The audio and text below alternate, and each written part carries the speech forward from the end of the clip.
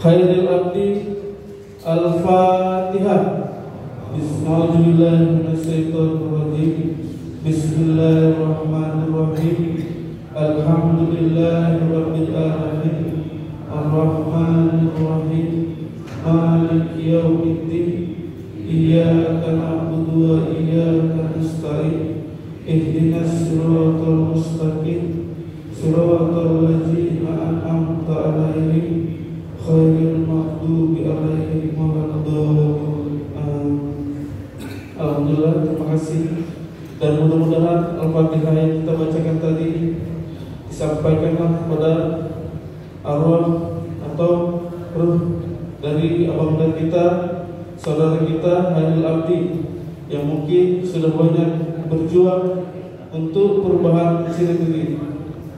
Dan mudah-mudahan doa yang kita bacakan tadi sampaikan kepada beliau dan dilapangkanlah kubur beliau, dijauhkanlah dari siksa kuburnya, dan dijadikanlah kuburnya sebagai taman-taman surga. Amin. Amin ya rabbal alamin.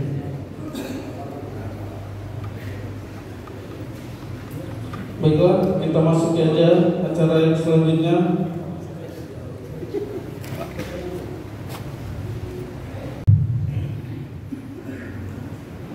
Assalamualaikum warahmatullahi wabarakatuh. Waalaikumsalam warahmatullahi wabarakatuh. Bismillahirrahmanirrahim. Raditu billahi rabba wa bil islami dina wa bi Muhammadin sallallahu alaihi wasallam nabiyya wa rasulah. Wa qala ta'ala fi kitabil karim, a'udzu billahi as-sami'il 'alim minasy syaithanir rajim. Bismillahirrahmanirrahim. Wal 'asri innal insana lafi khusri illa alladziina aamanu wa 'amilus sholihat wa tawassaw bil haqq wa tawassaw bis sabr. Shadaqallahul 'adzim. Alhamdulillah, segala puji dan syukur mari kita sanjungkan pada Allah, Tuhan pengasih lagi maha penyayang. Salam dan selawat kita sampaikan kehadiran junjungan kita nan mulia Rasulullah Muhammad sallallahu alaihi wasallam.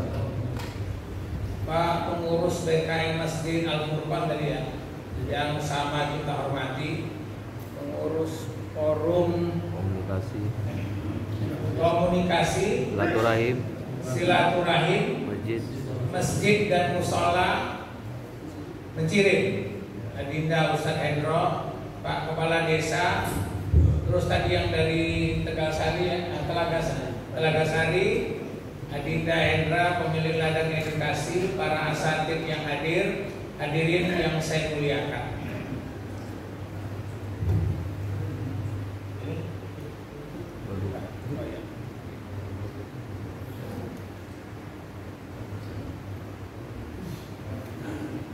Hadirin sekalian yang saya muliakan, saya dari bangga walaupun saya dihitung-hitung pulang kampung. Dulu saya aktif dari Medan Krio, Payageli, Medan Krio, Sukamaju, saya Sengkol.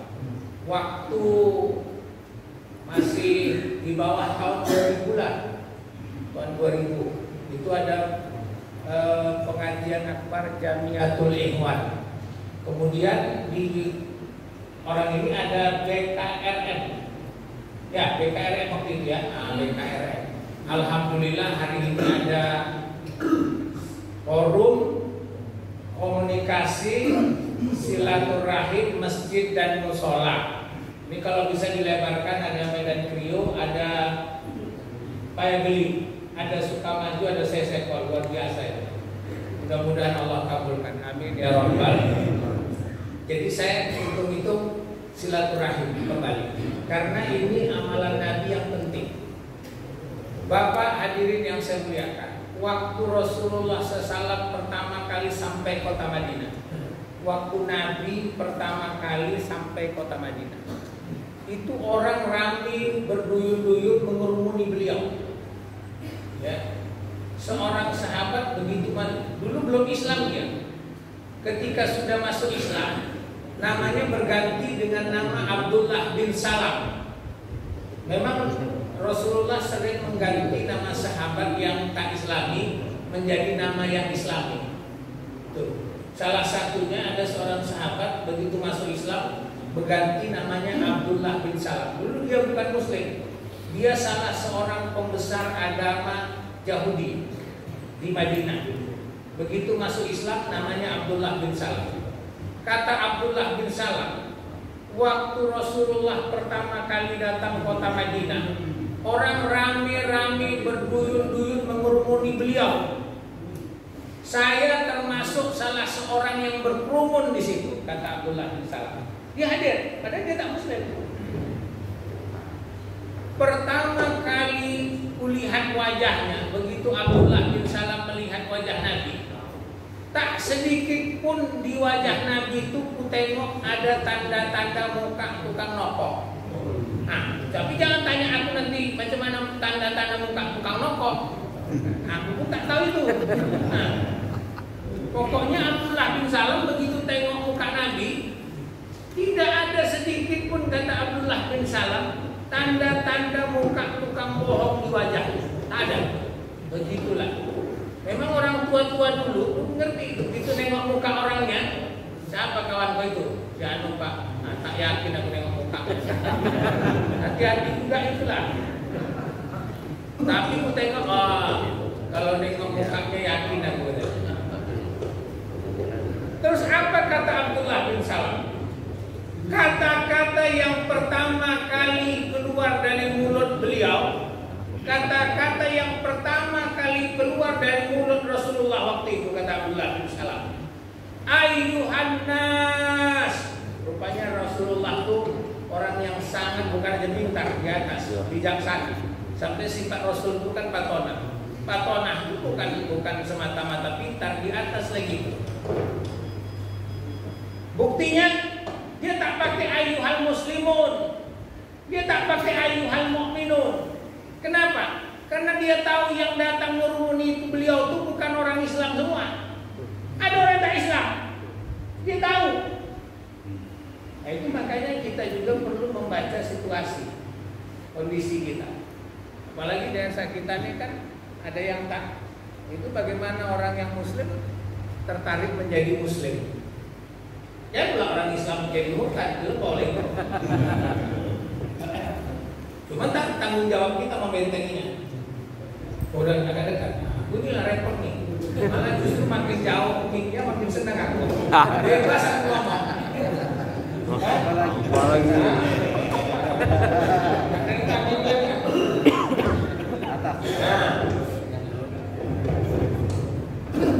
Gini kan enak. Capek, ya. Jadi, ayyuhan nas kata Rasulullah. Hei manusia, kata Rasulullah. Abdullah bin Salam kan di situ, dia belum Muslim. Hei manusia, kata Rasulullah. Absus salam, wa at'imut ta'am, wasilul arham, wa sallu bil lail. Wan nasunia tadkhulul jannata bisalam. Hadis sahih. Apa kata Rasulullah? Hai manusia, sebarkan salam. Itu perintah Nabi pertama. Sebarkan salam.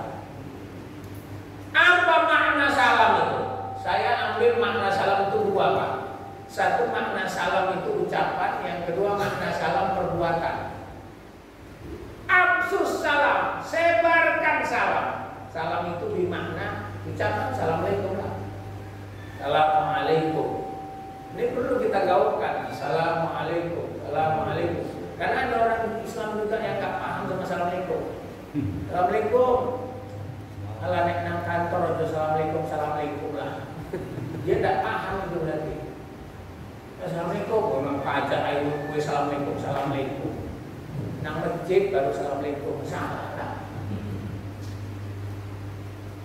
Kita Assalamualaikum itu kenapa disuruh Nabi? Karena salam itu satu maknanya doa. Jadi kalau ada orang mengucapkan salam sama kita itu berarti orang itu doakan kita. Jadi tidak paham dia, didoakan kan mau. Mereka enam kantor itu assalamualaikum, assalamualaikum. Belum itu, nggak tahu dia didoakan tidak mau ya. Dipajak didoakan tidak mau. Itu salam itu maknanya satu doa. Yang kedua, salam itu maknanya ibadah. Bukti ibadah, orang ada yang bilang Assalamualaikum, Waalaikumsalam, kata Nabi 10. Assalamualaikum, Waalaikumsalam warahmatullah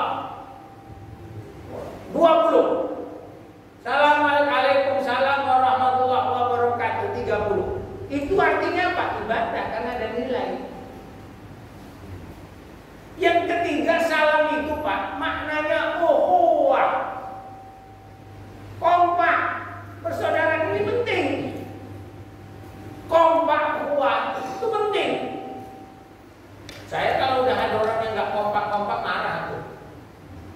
Karena ini harus jadi kerja kita, dan itu kerja Rasulullah tuh kompakkan orang. Kalau mecah-mecah orang itu bukan kerja Nabi. Nggak boleh. Oh, kalau mau sholat tak tanya lah pesannya apa? Rapatkan saf. Itu maknanya, jaga kekompakan, Bapak nek nggak cocok, belum rapat. Perkrek aku dapat kayak itu. Kenapa? Orang nggak cocok. Tapi kalau cocok pasti itu pesan ukhuwah itu kalau mau sholat. Jadi kalau orang sholat itu nggak jaga ukhuwah, nggak benar. Makanya ini kalau orang yang hadir hari ini ukhuwahnya tetap bagus, makin ramai ke depan, makin surut, terus nggak cocok itu, nggak ukhuwah lagi. Aku tadi baru bilang sama Ustaz Endro, tak bilang kalau mau pengurus juga nanti datang malam Sabtu. Kerjaan juga gini. Kalau di Tebing sebulan sekali kami pertemuannya maghrib berjemaah, sampai isya berjemaah.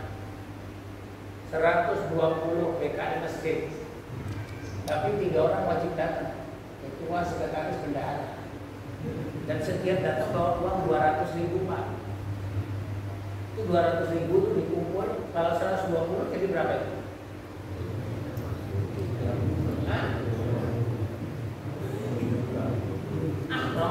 Orang 200.000 berarti bilang orang itu korupsi aku. 4 juta. Itu ditariklah 4 masjid. Ditarik nomor 4 masjid. Dibawa pulang lah sama pengurus masjid itu. Bulan besok itu, apalagi yang narik, jangan sampai nggak terkomen. Jadi dalam pertemuan itu ada program arisan. Tapi dalam tahun depan kami rencana tidak dibagi, dikumpul untuk satu tempat supaya artinya apa? Bisa tidak kita ini menghimpun, tapi ditaruh di satu rekening, tapi rekeningnya boleh diakses seluruh pengurus PKI masjid. Di rekening syariah ya, tidak boleh konvensional. Tapi jangan marah yang base konvensional. Ini penting Pak. Ukhuwah ini penting. Bapak tidak bisa bikin apa-apa kalau ukhuwah tidak kompak. Balik tadi ya. Jadi tidak percaya salam itu ukhuwah. Coba cari. Agama mana yang punya salam persatuan seperti salam umat Islam, kalau diucapkan gitu dia ngerti. Bapak pergi ke Belanda, Bapak pergi kemana pun, kalau jumpa orang Islam, Assalamualaikum, pasti dia bisa jawab Waalaikumsalam. Gak ada yang gak bisa. Salam lain gak bisa. Bapak bilang good morning itu bahasa internasional, orang semua kenal. Wah enggak. Coba lo orang barat sana pergi ke kampung di Mendiling, jumpa orang Mendiling, good morning, then you're our meeting. Dia bilang good morning, gak mau aku kan pengol. Tidak nyambung, tidak ada. Tapi kalau salam, makanya kata Nabi salam itu alaman arafta wa man lam ta'rif. Kau ucapkanlah sama yang kau kenal sama tak kau kenal, pasti dijawab. Nah, itu kalau di Mekah, Madinah, asal tak kenal, ucapkanlah salam. Macam mana pun warna kulitnya, macam mana pun model orangnya, salam pasti bisa. Nah kalau di Medan memang tak bisa tak. Apalagi Nyuni, pakai dompet dia, ya, pakai peci dia, pakai jas, pikir orang nanti. Assalamualaikum, kok orang gereja dia? Dia bukan assalamualaikum, salam, beda. Jadi nggak nyambung. Kenapa? Nah, itu tadi. Jadi salam itu ukhuwah. Makanya salam kedua maknanya perbuatan.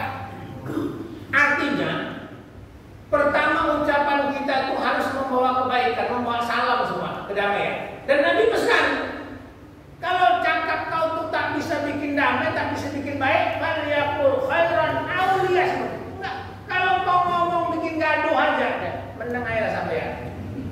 Itu sampai pakai kalimat may yu'minu billah wal yaumil akhir. Kalau kau betul beriman sama Allah dan beriman kepada hari kiamat, sampai kalimat itu loh.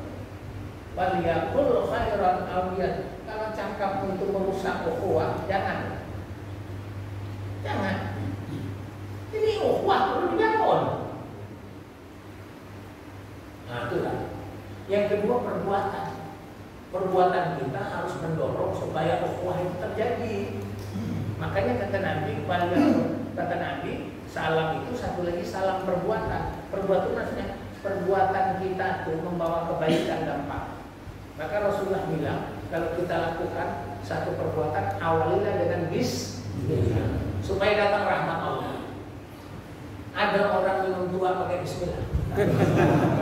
Gak usah minum tua lah, tanya ke orang rokok. Bawa yang merokok bismillah orang. Gak pernah apa.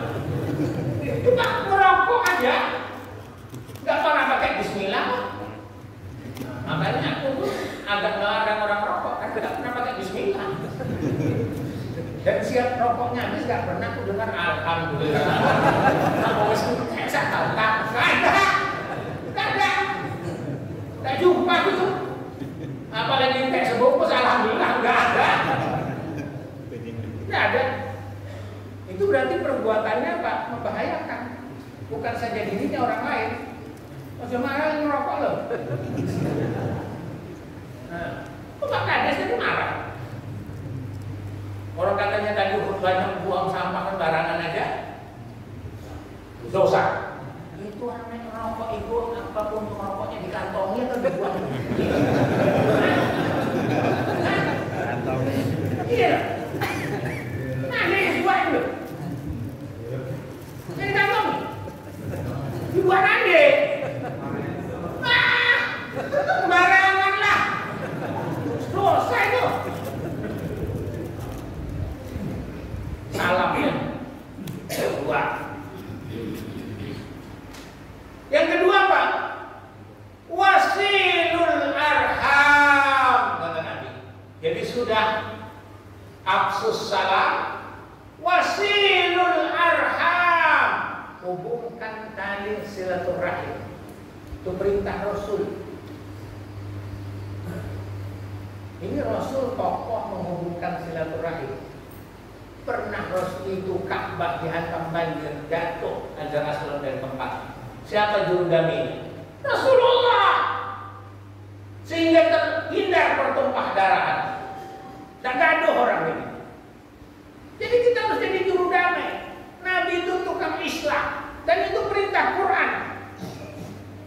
Innamal mu'minuna ikhwatun fa'aslihu baina ahwaikum. Jadi Islam itu perlu. Ini silaturahim ini perlu. Itu perintah Rasul itu Pak, silaturahim. Perintah Allah. Sambungkan silaturahim. La yad'ulal jannah qati'ur rahmah. Tak masuk surga orang yang memutuskan silaturahim. Itu bukan, gue bilang. Hati-hatilah kalau sudah masuk kelompok PKI atau keluar Bapak. Selama keluar dari huruf WhatsApp aja jadi pertanyaan. Apalagi keluar dari forum. Tidak boleh. Tidak boleh. Jadi harus sambungkan silaturahim itu. Salah satu amal yang besar pahalanya menyambungkan silaturahim. orang yang melangkahkan kaki keluar dari rumah untuk menyambungkan silaturahim itu setiap langkah diangkat derajatnya, dikasih pahala, diampunkan dosanya, didoakan malaikat. Itu loh, Pak. Makanya kalau makin jauh jangan makin tak datang. Makanya aku jauh-jauh pun datang udah lebih. Jadi kalau ditanya siapa yang paling besar pahalanya, yang paling jauh, aku lah dari tebing. Iya. Jangan makin jauh makin besar. Bukan rumahku besar pahalanya, harus muter-muter deh. Kembali ini, kembali itu banyak jalannya itu. Jadi penting silaturahim itu. Tadi tak bilang, oh datang-datang jauh-jauh dulu, tidak pakai, belum banyak yang punya kereta, belum banyak yang punya HP. Sebulan sekali kita ngumpul, namanya silaturahim Jamiatul Ikhwan. Itu pernah di Sukamaju sama Sesekol dulu. Rahim. Itu salah satu tokohnya udah tua, apa? Halimah. Sampai bikin apa dulu kita? Jamburi remaja masjid sekolahnya. Nah nanti kita bikin apa, Pak? Saya rencana mau bikin bulan 1 ini habis corona ini, nggak nunggu corona ini.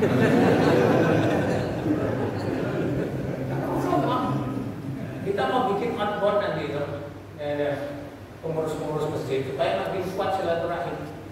Nah jadi Bapak udah enak, ada ladang edukasi kalau mau outbound nggak usah jauh-jauh. Kami dari sana ini ada tenang. Cuman deket kami ke Merapat. Ada danaunya, sini belum ada danaunya. Inilah danau buatannya. Jadi Bapak sekalian, tidak boleh silaturahim itu diputus, apalagi sama 3 orang. Jangan putuskan silaturahim sama 3 orang. Marah Allah, marah Rasul. 1, jangan putuskan silaturahim sama orang yang ada hubungan darah. Tidak boleh, tidak boleh. Makanya ketika hari raya datang, siapa orang yang pertama kali mesti kita sambungkan silaturahim? Yang ada hubungan darah. Ojo kebun binatang, sombong. Siapa yang hubungan darahnya di situ? Nah kalau Bapak naik pesawat jatuh, mati, nggak tahu di sopo ini. Tes DNA kan? Apa diambil di kebun binatang dicocokkan? Ada. Kan ada. Darahnya jangan putuskan silaturahim, tapi tak seagama, walau tak seagama. Wa in jahadaka ala an tusyrika bi ma laisa laka bihi ilmun, kata Quran itu surah Luqman. Fala tutikuma wa sahibuhuma fid dunya ma'rufa. Walaupun agama kau beda sama dia, tak boleh kau putuskan silaturahim. Kenapa? Ada hubungan darah kau sama dia. Harusnya upaya kau supaya dia beriman kepada Allah lewat perbuatan dan lewat doa kau. Gak boleh dipaksa. Bapak gak Islam doa, gue gak Islam coba. Yang mati tak jar mau kiai. Mana boleh? Tetap tanam Pak. Kalau nggak ditanam awal juga susah. Mampu lah. Kalau nyolakan enggak lah. Mana boleh. Jadi tetap nggak boleh yang ada hubungan darah diputuskan silaturahim. Yang kedua, yang ada hubungan perkawinan nggak boleh diputus. Mana boleh. Ada orang ibu mantan mertua aku. Kok mantan mertua? Kalau punya anak apa mantan neneknya? Mana bisa putus silaturahim? Makanya mertua itu tak bisa mantan.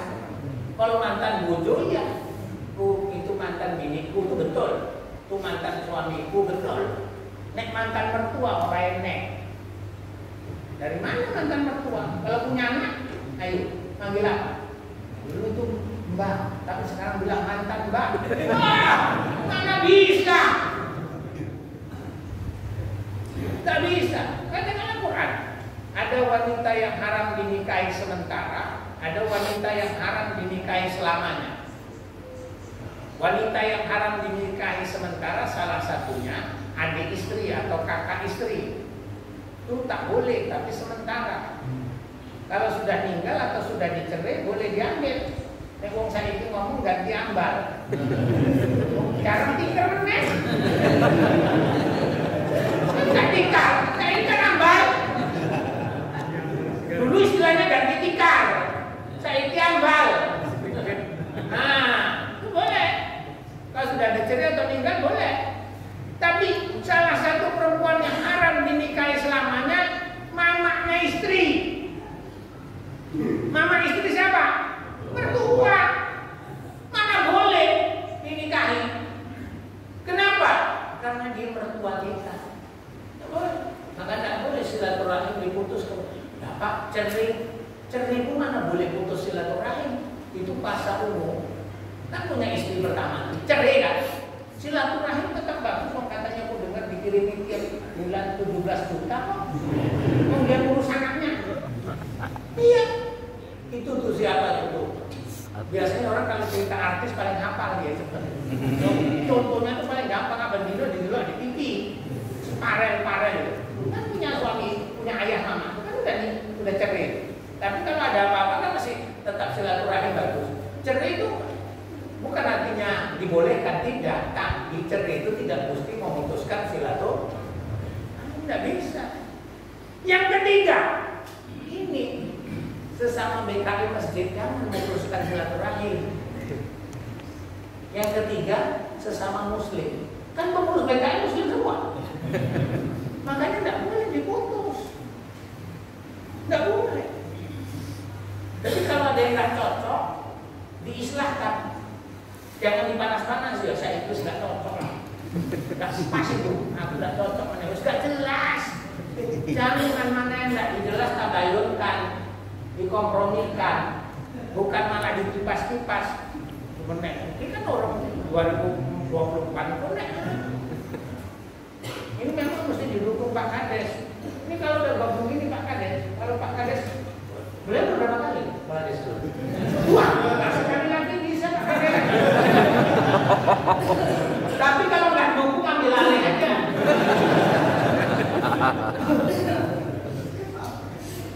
Iya.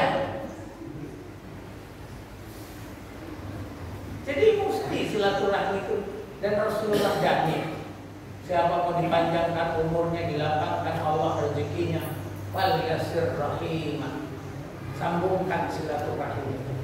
Silaturahmi ini penting, dan jangan sekali-kali merusak silaturahmi. Maka Rasulullah SAW tidak membolehkan adanya adu domba, fitnah. Tidak boleh. Itu kan al-hujurat. Tak bisa kita urai. Kenapa? Surah Al-Hujurat itu innamal mu'minuna ikhwatun faslihu baina akhwaykum. Terus ayat la yashar qaumun min qaum wa la yaqtab ba'd. Itu enggak, itu semua perbuatan-perbuatan yang bisa merusak silaturahim tak boleh dilakukan. Enggak boleh. Nah, termasuk hati-hati Pak, utang itu bisa merusak silaturahim. Walaupun enggak masuk dalam ayat itu. Gue lihat angka kena perek saya ini, apa utang bayar. Kan makanya kalau nggak terpaksa jangan utang kecuali. Dan kalau punya utang perasaan cepet bayar. Nek nggak iso ojo ngilang. Jadi kalau nggak bisa bayar gimana? Minta maaf aku ya. Ini kan banyak aku punya utang janji bayar tanggal 6 belum bisa, tak parani. Gerah minta maaf lah aku janji bayar utang tanggal 6. Yang itu belum bisa, tolong undur, dikasih undur. Tahu Bapak, kalau saya pinjam uang, ada orang utang saya sama saya 5 juta, dia janji bayar tanggal 6, dia datang ke tempat saya karena nggak bisa bayar tanggal 6 itu, minta diundurkan, saya undurkan, berarti saya setiap hari bersedekah 5 juta kepada dia. Begitulah besarnya pahala memberi kelapangan orang yang berutang. Tapi diingatkan Nabi orang yang berutang. Diingatkan apa? Jangan bolak-balik mundur terus. Sengaja 5 juta gitu. Tidak boleh kata Nabi, siapa yang mampu bayar utang tapi tak dia bayar, zalim. Dia mampu bayar utang tapi tak dibayar. Itu menyakiti orang yang menolong dia, mana boleh. Nah, itu dia. Sallu bil, yang kedua tadi wasilul arham, sambungkan silaturahmi. Jaga, mari Bapak Ibu kita jaga silaturahmi. Saya bikin 2 pertemuan itu Pak di tebing. Satu safari subuh Jumat. Jadi safari subuh Jumat itu semua ormas Islam sama pemerintah kota. Asal safari subuh Jumat, asal Jumat itu subuhnya kami keliling dari masjid ke masjid di tebing. Tapi setiap saya turun safari subuh Jumat bawa uang 6 juta. Tapi bukan uangku, uang pemerintah kota. 1 juta untuk syaratan, 5 juta untuk masjid tempat pertemuan. Untuk masjid tempat pertemuan. Ya. Makanya aku nggak tahu kalau ada pertemuan gini Pak Kadis kasih berapa.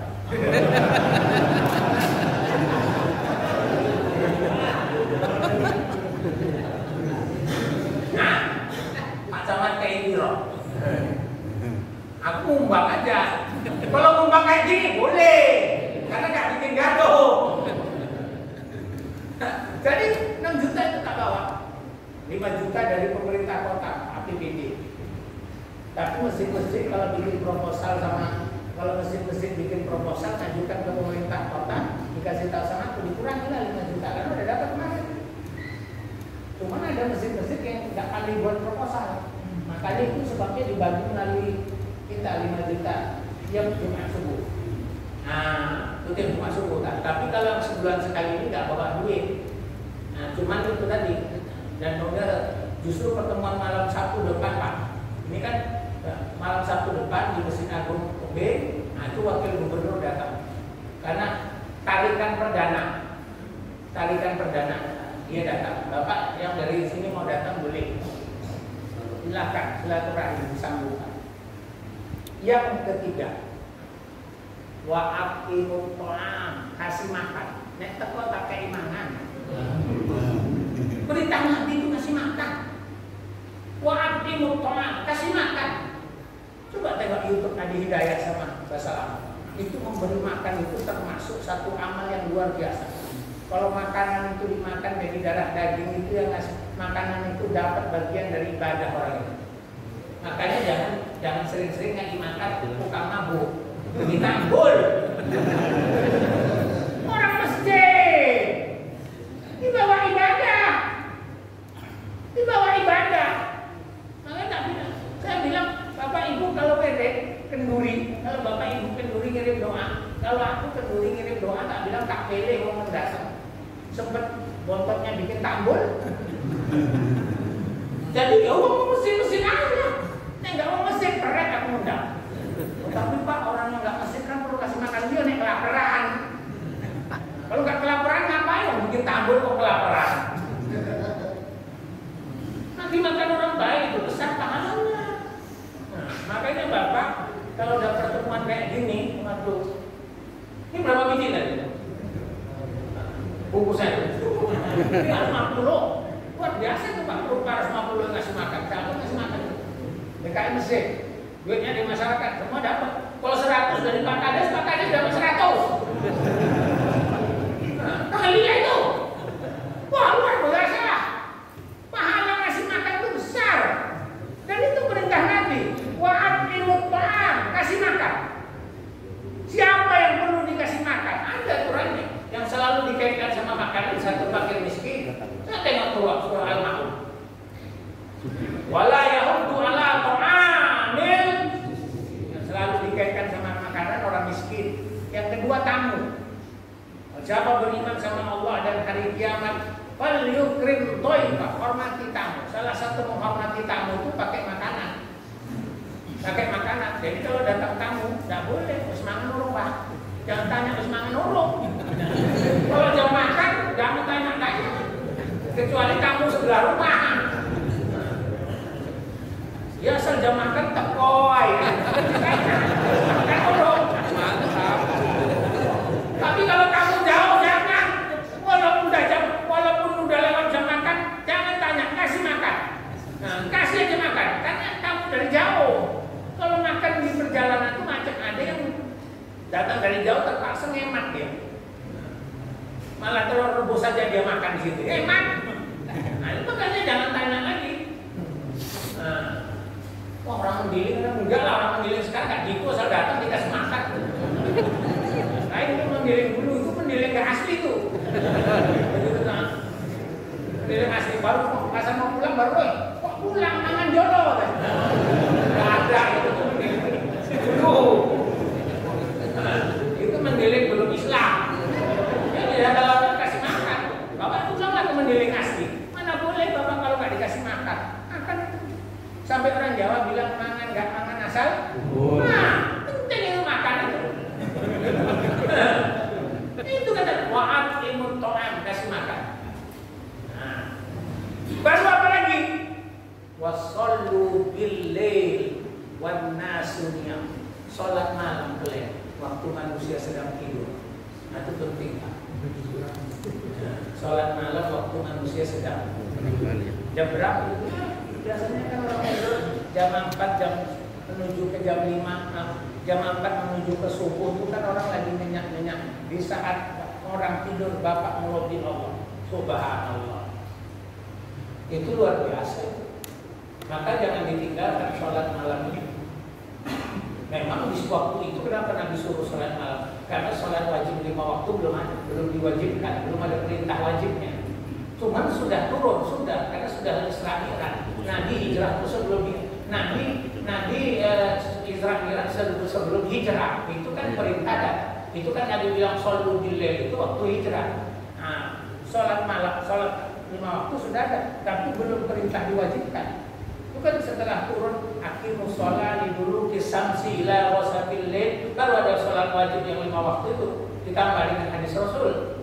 Nah, jadi makanya Nabi kuatkan sholat malam. Wasallu bil-lail. Jadi sholat malam itu dulu sebelum sholat 5 waktu diwajibkan, sholat malam itu sebabnya waktu di Mekah orang-orang yang baru masuk Islam nggak ketahuan Islamnya. Kenapa? Sholatnya tengah malam, majikannya masih apa? Bisa jadi majikannya masih melelekan, atau majikannya udah tidur, atau majikannya mabuk, masih mabuk.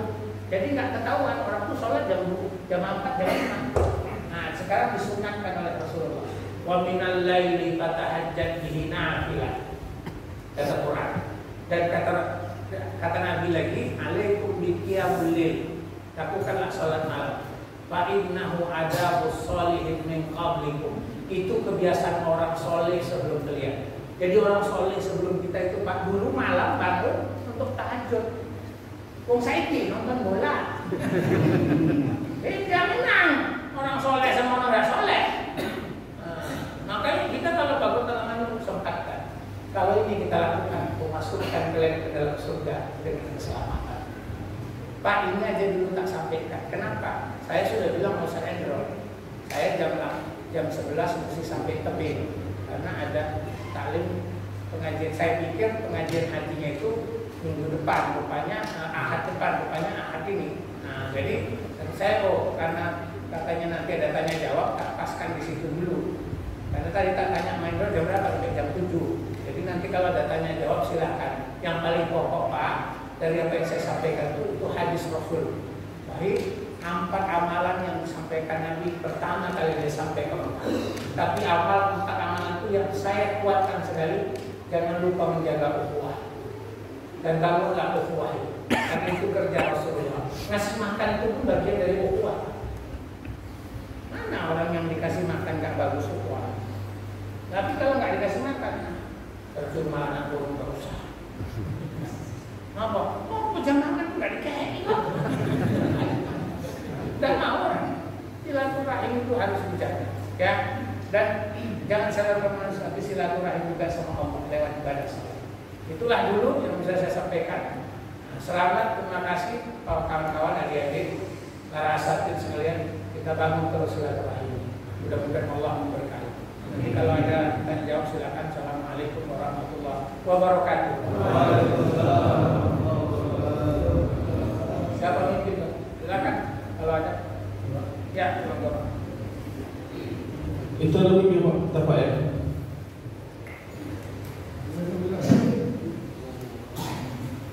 Assalamualaikum warahmatullahi wabarakatuh.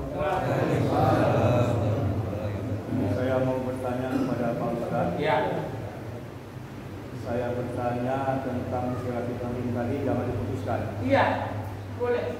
Jadi kalau sampai meninggal, ini terputus ya Pak. Nah, belum meminta maaf. Jadi bagaimana pula amal ibadah kita Pak? Sekian dan terima kasih. Baik, Bapak biasanya jawab duluan. Ya gini, Bapak Ibu, Bapak hadirin yang saya muliakan. Oh, ada tadi Ibu ya, Bapak Ibu sekalian yang saya muliakan. Ada hal yang perlu kita ingat. Apa yang perlu kita ingat? Bahwa Rasulullah itu menyuruh kita bertakziah, ya kan? Nabi kan menyuruh kita takziah. Kenapa Nabi menyuruh kita takziah? Orang, rupanya manusia nih, baik dalam keadaan suka, lebih-lebih dalam keadaan duka, dia butuh orang lain. Jadi manusia ini dalam keadaan suka, gembira, dia butuh orang lain. Bapak tidak percaya kalau dalam keadaan suka butuh orang lain. Anak Bapak dapat jodoh sama orang yang cocok menurut Bapak, senang Bapak, kan senang kan? Dipotonglah kambing, malah lembu dipotong. Dipotong lembu, dimasak nasi, begoni-begoni. Bapak undang orang lain, itu kan berarti Bapak butuh orang lain walaupun dalam keadaan suka. Coba sudah dipotong lembu, beras sudah dimasak, begoni-begoni. Satu orang pun nggak tekok. Iso kejadian itu. Nah, berpesta bukan menu-menu lain, bang.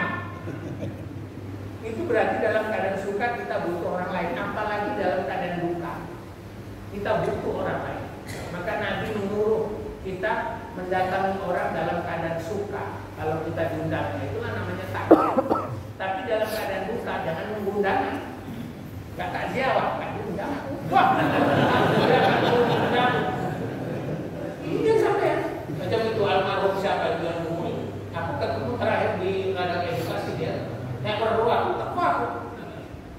Tidak tahu saya waktu itu. Tapi saya masih ingat. Tapi dia, oh sadar, ini fotonya gitu. Nah itu mudah-mudahan tadi Allah lapangkan kuburnya. Jadi sekali Bapak, apa tujuan kita takziah? Salah satu tujuan kita takziah, memaafkan salah yang meninggal, memaafkan salah yang. Jadi Bapak kalau bertakziah, salah satu tujuannya memaafkan yang meninggal itu. Dan memaafkan orang meninggal itu jangan orang meninggal. Nanti saya sedang mengajar. Jadi memaafkan salah yang meninggal itu salah satu tujuan kita bertakziah. Kenapa? Karena memaafkan salah orang itu perintah Quran. Minta maaf gak ada perintah Quran. Carilah dalam Quran perintah minta maaf. Gak ada. Bapak gak usah macam kok Indon sitik-sitik gaul maaf. Enggak. Tapi wal'afina 'anil nas, itu praktek Rasul. Rasul orang belum minta maaf sudah dia maafkan. Nah, kita harus husnuzon sama yang mati, dia sudah maafkan kita. Jangan pakai gini Pak. Lu takziah korek sampai mati putih itu langsung nggak tak maafkan. Nggak bisa. Nggak begitu orang Islam. Orang Islam itu memaafkan. Jangankan dia minta maaf, nggak minta maaf saja dimaafkan Rasulullah. Gitu ya. Makanya orang minta maaf itu baik, tapi memaafkan salah orang jauh lebih baik. Dan Bapak tahu memaafkan salah orang itu keuntungan Bapak sendiri. Kalau Bapak maafkan salah orang, Bapak enak, pelok. Beli apapun macam manapun hebatnya kawan itu, Bapak tenang karena udah Bapak maafkan. Tapi coba belum Bapak maafkan, si pala aja sama dia. Tahu-tahu dia naik kereta baru, oh bisa naik darah awak.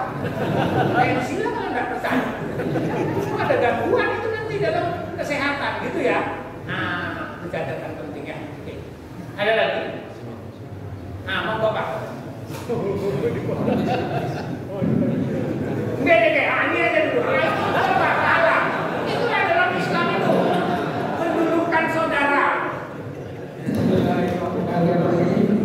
Assalamualaikum warahmatullahi wabarakatuh. Semoga kita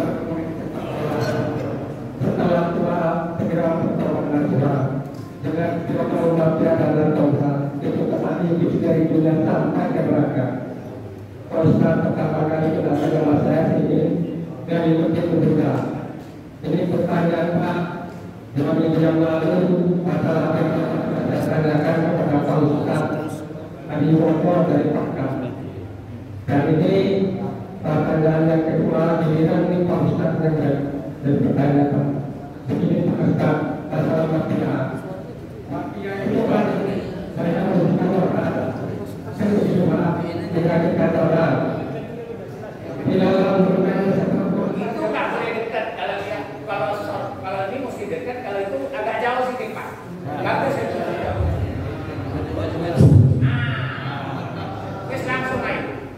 Jadi Pak, di dalam bermain sepak bola aja itu nggak ada mafia Pak, apalagi di bidang-bidang lain Pak. Mafia ya. Ya, jadi mafia itu perbuatan dosa. Yang saya tanyakan begini Pak Ustaz, apa bedanya mafia dengan munafik? Mafia sama Munafik. Nah, itu kan sama-sama dosa itu Pak. Jadi begini Pak, kebanyakan kalau orang-orang menyampaikan seperti dai, kalau dosa itu cuma ada dua, gitu. Dosa kecil dan dosa besar. Tapi kok dosa sedang-sedang itu nggak ada Pak ya? Nah, jadi ini pun saya pertanyakan juga masalah dosa itu Pak. Apa benar itu dosa sedang-sedang itu nggak ada Pak? Nah, itu adalah pertanyaan saya Pak. Lebih kurang saya mohon maaf. Assalamualaikum warahmatullahi wabarakatuh. itu yang tertarik saya itu yang kedua itu. Memang nggak ada dosa kecil Pak. Nek tompo-tompo gede juga. Gede juga. Mana ada dosa kecil? Mau ditompo-tompo. Tompo. Makanya nggak ada dosa kecil kalau ditumpuk-tumpuk. Tapi tidak ada dosa besar kalau diiringi dengan istighfar. Itu dia. Jadi jangan takut. Jadi kalau kita melakukan, maka tengok dalam Quran itu. Fa'idza fa'alu fahishatan. Surah Ali Imran. Jangan situ. Zakarullah fastaghfiru lidzunubihim. Jadi kalau kita terlanjur buat salah cepat minta ampun, nggak akan sampai sedang Pak. Nggak akan sampai sedang. Kalau ditumpuk-tumpuk, banyak aja yang mana iso sedang, gila, mau ditumpuk. Makanya Ustaz itu bilang nggak ada sedang. Dan Quran nggak bisa bilang sedang mau ditumpuk-tumpuk. Ya nggak ada yang sedang, nggak ada. Kenapa? Belum lagi sedang udah habis. Yang kecil diselesaikan. Gitu ya. Nah, cuma soal mafia ini. Nah, apa sih pengertian mafia? Aku bingung. Agen. Itu baca kamus dulu lah, mafia itu apa? Agen. Agen. Broker. Agen itu boleh, apalagi agen akhirat. Ini kan agen akhirat. Maka tidak bisa sebab setiap agen itu munafik. Kecuali dia nyuruh orang, dia nggak lakukan. Biasanya itu agen ganja. Agen ganja jual, tapi ganja enggak. Termasuk agen rokok. Nah. Dia nggak merokok, tapi agen aja. Kenapa? Mau katanya itu siapa itu? Bos rokok itu. Bapak merokok enggak? Sampurna. Tapi dia toke rokok. Sempurna ya? Sampurna. Dia nggak pernah ngerokok, tapi dia toke rokok. Nah itu kalau begitu itu dosa. Dosa itu. Tapi kalau agen tadi apa? Agen ya? Agen supaya orang kompak. Itu mak comblang bisa agen nggak? Hah? Mana bisa munafik? Malah kita perlu jadi agen untuk nyocokkan orang. Agen nyocokkan orang. Makanya tak bilang tadi, tengok dulu agen itu bagaimana. Kalau agen itu kerjanya yang dilarang Allah, pokoknya dosa. Tapi kalau agen untuk kebaikan itu pahala. Wa ta'awanu 'alal, gini aja lah fungsinya. Wa ta'awanu 'alal birri wa taqwa. Wala ta'awanu. Jadi kalau dia tolong menolong dalam yang kebaikan Pak dapat pahala. Kalau dia tolong menolong dalam dosa, dalam keburukan dapat dosa. Nah, cuman besar atau kecil nggak ada yang sedang Pak. Karena ditompoknya. Jadi nggak sampai sedang langsung besar. Nah, karena selesai nggak langsung kecil, nggak langsung sedang, wong kecil diselesaikan. Ada di gitu. Kalau dia, jadi saya tak berani bilang asal agen itu langsung munafik. Kalau dia agen kebaikan silakan. Tapi kalau diambil kemaksiatan, nah itu betul dosa. Gitu Pak ya? Nah itu makanya tak tanya tadi. Aku nggak tahu itu mafia itu siapa. Nah itu, ya. Nah, tapi itu bagus Pak. Nanti PR tak cari itu nanti kita diskusikan. Oh, apa itu mafia ini? Mafia sabu. Yang biasanya itu mafia sabu. Kalau itu nggak betul kurang ajar Pak. Aku kalau bilang mafia sabu mati nggak disolatkan. Nggak disolatkan bukan nggak Islam. Aku males sholatkannya. Pak Bilal aja tak suruh sendirian. Biasanya gitu Pak. Biasanya gitu. Tapi ada juga mungkin makanya tadi arti mafia itu apa? Ada yang bilang mafia itu kelompok. Ada mafia itu kelompok. Aku belum cek itu. Menarik itu pertanyaan Bapak itu. PR sama aku lah. Nanti tuntasnya belakangan jawabnya. Biar aku tetap mengenai bahas mafia. Assalamualaikum warahmatullahi wabarakatuh. Saya Pak Nagiono Pak dari Musola Madani Musto. Ya, Kota Baru. Yang akan saya tanyakan Pak, pertama, ditanyakan di jawaban Ustaz kedua tentang narkoba dan yang Indonesia itu nggak usah disolatkan kalau begitu kan. Jadi begini, dari mulut saya tanya.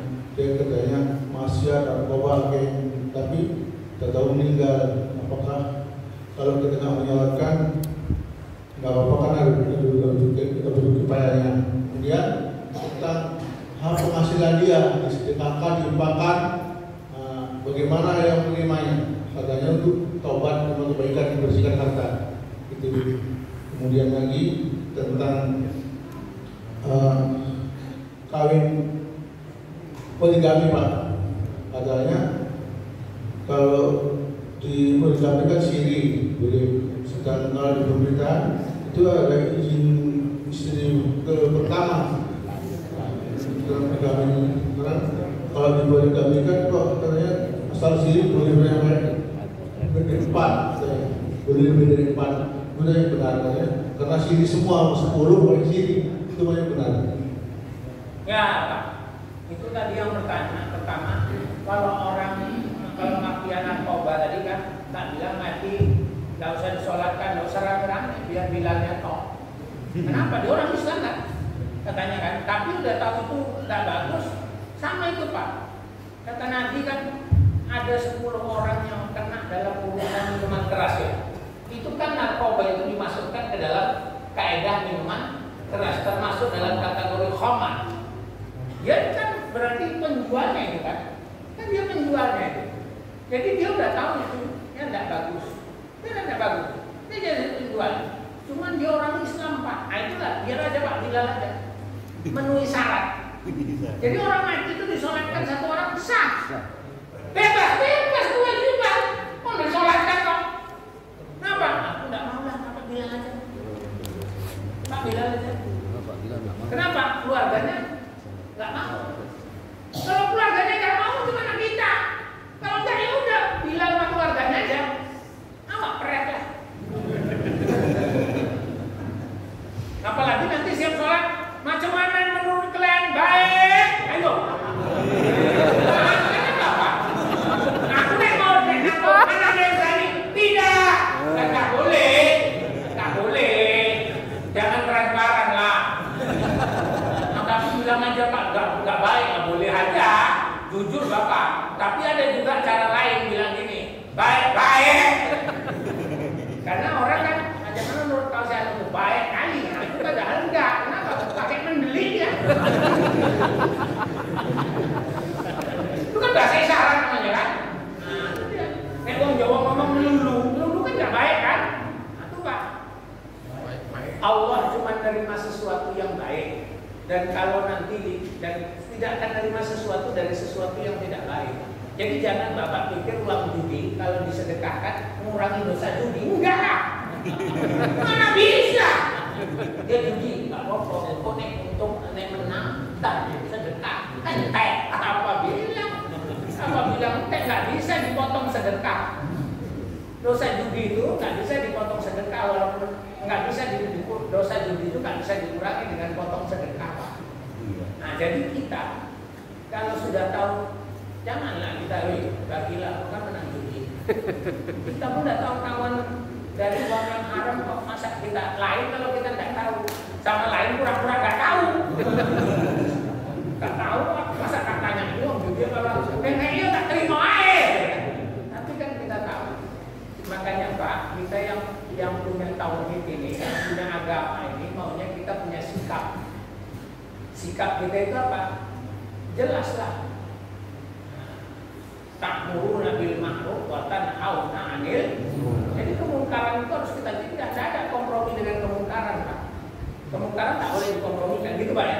Nah, baru Pak yang terakhir surat poligami itu malah menarik, Pak. Yang aku heran, Pak, apa itu makna syirik? Mana pernah Nabi ngajarin nikah syirik? Nikah 2, 3, 4 itu perintah Quran. Ngapain siri-siri? Oh, dalam Quran aja nggak pakai siri kok. Sekarang siri itu maknanya apa? Mana boleh nikah siri? Oh, Nabi bilang umumkan pernikahanmu itu walau dengan seekor kambing. Nikah itu perlu diumumkan. Mana boleh berondok-berondok nikah? Gimana nikah berondok-berondok? Nikah itu mesti pakai saksi. Mana boleh berondok? Kalau nggak pakai saksi, nggak namanya berondok. Baru mana boleh? Mana boleh? Oh, siri itu Pak maksudnya nggak nganggo surat. Nganggo bukan. Siri itu bukan nggak pakai surat. Itu kan istilah. Kalau nggak pakai surat, makanya orang dulu dianggap sah. Kenapa? Orang sak kampung pun diundang kok. Di mana sirinya? Memang dia nggak pakai surat, tapi sak kampung weruh. Nanging diundang mana itu? Mau pesta sama kondangan? Tahu sekampung kok. Siapa bilang siri? Ini kan jangankan sekampung, sebelah omah pun nggak tahu. Kalau ini mesti kamu ngomong. Bola orang weruh. Mana pula siri? Mana? Kan jadi fitnah. Makanya nggak boleh nikah itu sampai orang nggak tahu. Harus diumumkan, Pak. Nah, makanya tolong luruskan makna siri itu. Jadi nikah siri itu nggak boleh itu. Bukan yang nggak pakai surat. Diam-diam itu dalam arti kata berondok-berondok. Nah, itu kalau udah diam-diam berondok-berondok pasti ada masalah. Ya kan? Ya kan? Iya kan? Iya. Ya udah. Nah, nikah itu jangan cari masalah. Harusnya nikah untuk keluar dari begitu. Kalau nikah untuk mencari masalah itu tak sesuai dengan ajaran Rasulullah. Tapi kalau nikah untuk keluar dari masalah berarti mengamalkan ajaran Rasul. Piye kan nambah di sitok iku bojoe wis tuwa, sakit-sakitan, meletak terus. Nah, anaknya gak enak. Ya tetap salah. Dia mesti Pak. Itu istrinya pun supaya masuk surganya cepat dia malah ngomong, Bang, sopo minta boleh Itu gitu. Itu ibu-ibu yang suruh ngaji betul-betul itu. Iya. Gitu Pak. Makanya kalau mau nambah tengok Agim, tengok Arifin Ilham, terang-terang. Mana ada siri-siri, nggak ada siri-siri situ. Terang, di posting pun. Baru paten itu namanya gentleman. Itu siapa yang pemilik Puspo itu kan? Wong Solo kan jelas. Ini kita yang satu aja nggak bisa diatur, mau cari dua. Nggak gitulah namanya, gitu Pak. Ibu salah praktek itu. Jadi kalau mau praktek poligami tengok gurunya. Yang benar, jangan sembarang guru. Dia nambah gurunya tukang becak. Ini becak air kok, becak kayu, atau becak mesin, tambah lagi. Nah, ayolah, gurunya tukang becak. Poligami gurunya tukang becak, ya salah. Guru poligaminya tukang ikan, ya salah. Guru poligaminya memang ulama, pasti benar. Almarhum Syekh Abdul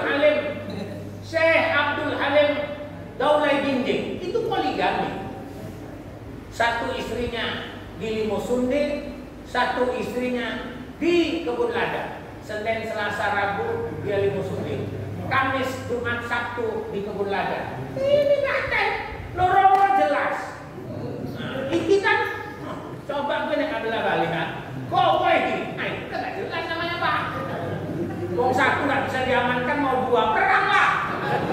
Kalau satu udah aman kan satu lagi yang supaya aman. Itu ya Pak ya. Tahu lah itu praktek. Ada lagi. Tapi kita janjian sampai setengah 8 ya. Apa itu Pak? Mafia.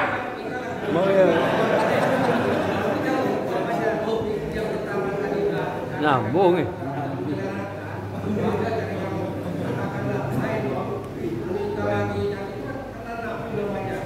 Belum tentu Pak. Kalau istri yang kedua, istri yang behenol tadi izin. Kenapa? Dia karena behenol, dia aktivis. Dia pengusaha rajin, gak sempat ngurusin lakinya. Bang, cari satu lagi Bang, supaya dia ngurus abang. Aku kadang-kadang jualan ke sana, jualan ke sini. Jadi repot. Aku nanti nggak jalankan tugas kan repot aku. Udah tak kasih stok apa? Mau satu.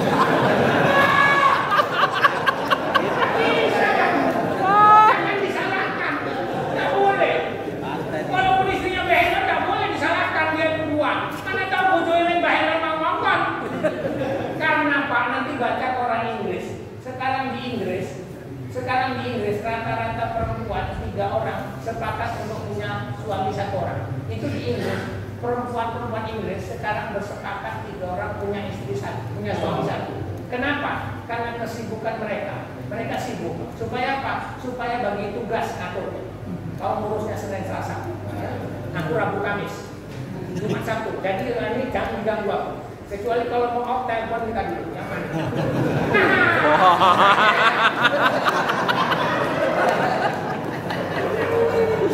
Jangan masalah. Makin hari kebenaran ajaran agama itu makin dibuktikan dengan alam. Boleh dia. Maka tak ada orang bisa yang menyalahkan ajaran tuntunan Allah dan Rasul. Tidak bisa. Kenapa? Ini cerita. Yang tak tanya Bapak, kalau motor rusak, itu siapa yang paling tahu cara betulin? Atau kalau tidak punya motor, siapa yang paling tahu cara merawat motor itu supaya tetap bagus? Siapa? Mana pula mekanik? Mana pula bengkel? Toko. Tidak pernah. Bukan yang punya Pak. Aku punya malah nggak ngerti ya. Yang bikin motor itu yang paling tahu. Makanya dibikinnya juplak supaya mekanik tahu, supaya bengkel ngerti. Yang tahu urusan manusia ini siapa? Yang bikin manusia itu juplaknya Quran. Nah, kalau kau menentang juplakmu, habis kau. Tapi kalau kau ikuti juplakmu, di dunia hasanah, wa fil akhirati hasanah. Itu fakta. Nggak bisa dibohongin. Gitu ya Pak? Ini awal pembahasan Bapak sudah.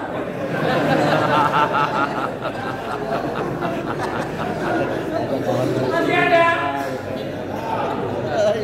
Ya, mana?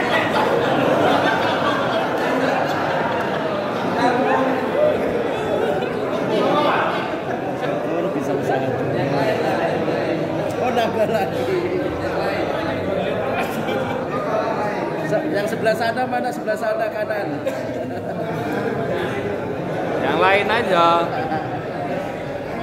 Sayap kiri buka, sayap kanan buka aja sini.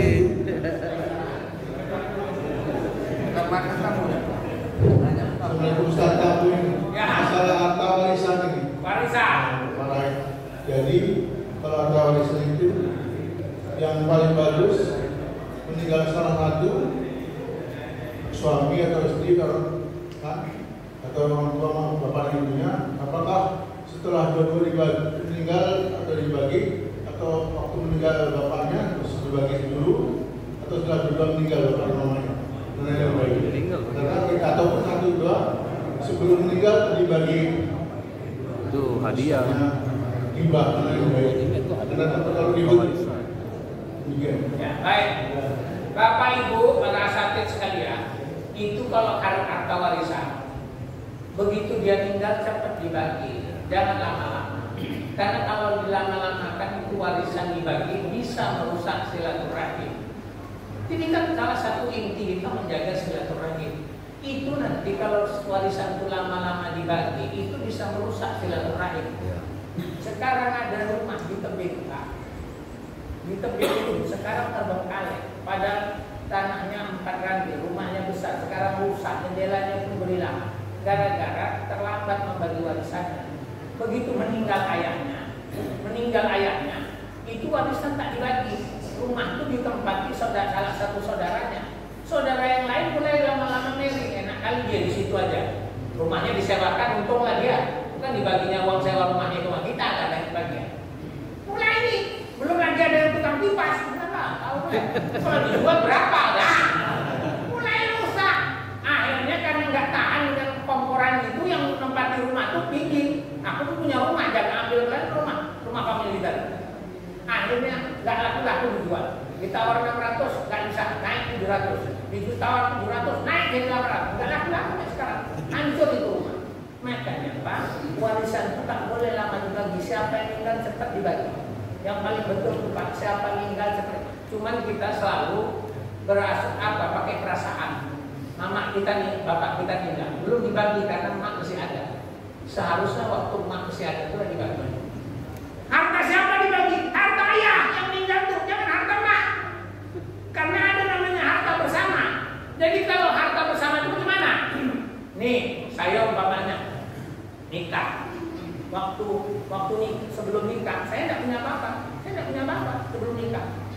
Nikah, malah tinggal di pondok rumah indah, yang mertua indah.